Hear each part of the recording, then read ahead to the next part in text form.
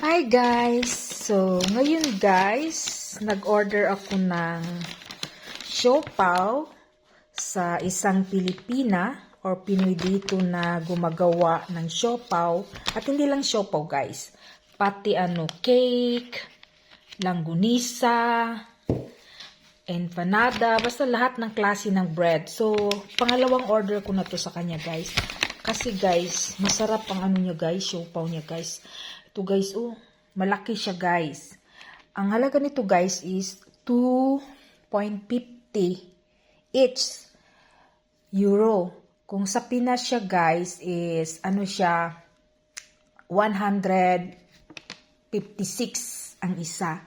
Pero guys, masarap siya guys. So, nag-order ako ng 8. Itong yellow chicken and what you call that, red is pork. So, eto guys. Ayan guys. Ang laki niya guys. So, 8 ang gi-order ko guys. 4 kami dito guys. So, tig-dalawa kami. 1 chicken and 1 pork. So, ayan guys.